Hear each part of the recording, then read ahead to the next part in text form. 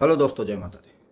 दोस्तों, दीपावली बीत गई और अभी भी जो है भैया दूज, छठी मैया का पर्व बाकी है। दोस्तों, अब आप लोग सोच रहे होंगे जब दीपावली बीत गई तो उसका चर्चा क्यों कर रहा हूँ। चर्चा इसलिए कर रहा हूँ दोस्तों कि आज जो रिपोर्ट आई है जीडीपी की, दोस्तों वो सनातन विरोधियों के मुंह पे एक जबरदस्त तमाचा है। जो लोग भारत के अंदर रह के भारत का ही खा के और भारत के अंदर ही सनातन विरोधियों का कार्य करते हैं, आज उनको जाके वो रिपोर्ट देखनी चाहिए। दोस्तों, 2019 में हिंदुओं का जो पर्व होता है वो नवरात्र से लेकर दीपावली तक लगभग 40 दिन के अंदर ये दोनों त्यौहार पड़ जाते हैं और इन दोनों त्यौहारों पे बहुत बम्पर खरीदारी जो है सनातन वर्ग करता है। दोस्तों, 2019 में 60,000 करोड़ की खरीदारी जो है हुई थी और आज 2025 में अगर आप देखेंगे तो आपका माथा घूम जाएगा। दोस्तों, 2025 में 6,04,000 करोड़ की खरीदारी हुई है नवरात्र से लेकर दीपावली तक और अभी भैया दूज, छठी मैया का पर्व ये सब बाकी है। अब आप लोग सोचिए 60,000 2019 में और 2025 में कितना, 6,04,000 करोड़ केवल 40 दिन के अंदर जो है ये खरीदारी हुई है। आप लोग को ताजुब होगा कि पाकिस्तान का पूरा बजट साल भर का 5,40,000 करोड़ है और बांग्लादेश का पूरे साल भर का बजट 5,55,000 करोड़ है। जिनका अब इन दोनों देशों का जो बजट जितना होता है साल भर का, वो उतना उससे भी ज़्यादा जो है भारत जो है केवल एक महीने में 40 दिन के अंदर उतनी खरीदारी हुई है। अब भारत के अंदर जितने मंदिर हैं उनका अगर वो देखा जाए साल भर का तो 4 लाख से ऊपर, 4 लाख करोड़ के ऊपर लगभग जो है भारत के मंदिरों से भारत की सरकार जो है हर वर्ष पैसा लेती है, 4 लाख करोड़ के ऊपर। और 6,04,000 करोड़ रुपया का खरीदारी अभी तक हो चुकी है। अब 6-4-10 लाख करोड़ रुपया, सोचिए कि भारत की जीडीपी में हिंदुओं के त्यौहार का क्या योगदान है। ये उन लोगों के मुंह पे तमाचा है जो खाते तो हैं हिंदुओं का और गाली भी जो है वो हिंदू धर्म को ही देते हैं। दोस्तों, सोचिए कि अगर 40 दिन में 6,04,000 करोड़ की खरीदारी भारत में हो रही है तो भारत की ग्रोथ किस तरीके से बढ़ रही है। अगर भारत के लोगों के पास पैसा नहीं होता तो ये खरीदारी कहाँ से होती। जब 2019 में केवल 60,000 करोड़ की खरीदारी हुई थी तो आज 19/6/25 6 साल में इतना पैसा भारत के अंदर रह रहे लोगों के पास कहाँ से आ गया। अगर यह भारत की ग्रोथ का हिस्सा नहीं है तो और क्या है। इस रिपोर्ट से पूरी दुनिया भौचक्की है। सबके समझ में नहीं आ रहा है कि ऐसा कैसे हो सकता है कि भारत के अंदर केवल 40 दिन के अंदर 6,04,000 करोड़ का जो है खरीदारी हो जाए। अभी भैया दूज, छठी मैया का पर्व, ये सब मिला के छोड़ दीजिए, अभी कितना आगे जाएगा।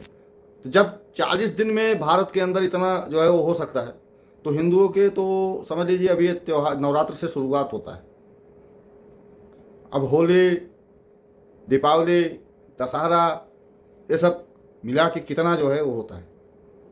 और यह सारा पैसा जाता कहाँ है। यह सारा पैसा तो सरकार के खजाने में ही जा रहा है और सरकार को लूटने वाले जो सरकार में रखे वही लोग जो है सरकार के विरोधी बन के हिंदू धर्म को गाली देते हैं।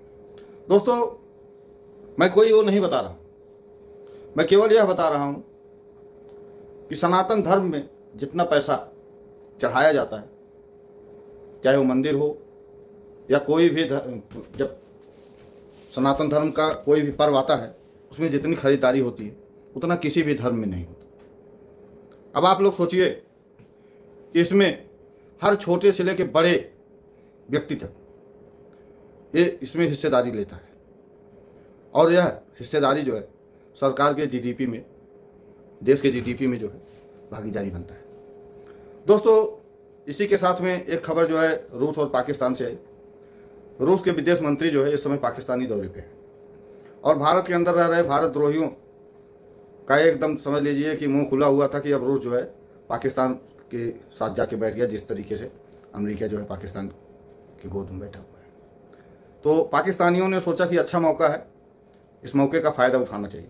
उन्होंने रूसी विदेश मंत्री से कहा कि आप कश्मीर के मुद्दे पे हमारा जो है मदद करिए और इस मसले को जो है आप यूएन में हमारा सहयोग करिए। तो रूस के विदेश मंत्री ने उनको पाकिस्तान के अंदर ही उनके मुंह पे जड़ दिया तमाचा। उन्होंने कहा कि कश्मीर जो है भारत और पाकिस्तान का आंतरिक मामला है और यह किसी तीसरे देश का हस्तक्षेप जो है नहीं होना चाहिए इसमें, पहली चीज़। दूसरी चीज़, यह मैटर यूएन में कतई उठाया ही नहीं जाना चाहिए। जब दो देशों का आंतरिक मामला हो तो उसमें तीसरे देश का हस्तक्षेप हो ही नहीं सकता। और पाकिस्तान ये सोच रहा था कि अगर रूस इस पर कोई बयान न दे के विदेश मंत्री अगर मौन भी साथ जाते हैं तो इसको हाम माना जाएगा। लेकिन रूसी विदेश मंत्री ने उनको बता दिया कि भारत से जो हमारे संबंध हैं तुमको अभी वो संबंध हमारे साथ बनाने में सैकड़ों वर्ष लग जाएंगे, तब तक तुम्हारी कई पीढ़ियाँ खत्म हो जाएंगी। दोस्तों, ये है दुनिया की डिप्लोमेसी। डोनाल्ड ट्रंप को आप लोग देख ही रहे होंगे कि वो आए दिन उल जलूल हरकत कर रहा है। लेकिन जैसे ही भारत का ये 40 दिन का जब बजट जो है वो रिपोर्ट आई कि भारत के अंदर रह रहे जो है लोगों ने जो है दीपावली के पर्व पे इतना खरीदारी किया, नवरात्र से लेकर दीपावली तक, तो उसका मुंह खुला का खुला रह गया। जानते हैं क्यों? क्योंकि वो तो इसीलिए मरा जा रहा है कि भारत का मार्केट अमेरिका के लिए खुल जाता तो अमेरिका का भी बल्ले बल्ले हो जाता। क्योंकि अमेरिका इस समय दोस्तों इकोनॉमी से जूझ रहा है, उसके ऊपर पर डे जो है कर्जे का बोझ बढ़ता चला जा रहा है। और अभी 3 दिन पहले वहाँ डोनाल्ड ट्रंप के खिलाफ 70 लाख लोग जो है सड़क पे थे इसके विरोध में, और यह जो है डोनाल्ड ट्रंप के लिए किसी खतरे की घंटी से कम नहीं। दोस्तों, डोनाल्ड ट्रंप भी इस समय जो है चाह कर भी कुछ नहीं कर सकता, क्योंकि उसके सामने एक तरफ कुआं है तो एक तरफ खाई है। अगर वो कोई गलत स्टेप लेता है तो उसका परिणाम उसके लिए बहुत भारी पड़ेगा, और वो जो गलती कर चुका है अब उसको सुधारने के लिए उसको काफ़ी समय लगेगा। क्योंकि दोस्तों, विश्वास जीतना तो बहुत बहुत समय लगता है और उसको खोने में एक पल भी नहीं लगता, और वह विश्वास जो है डोनाल्ड ट्रंप खो चुके हैं। इसलिए अब उनके लिए जो है आगे कुआं और पीछे खाई वाली हाल हो गई। वो इस समय सोच ही नहीं पा रहे हैं कि हम करें तो क्या करें।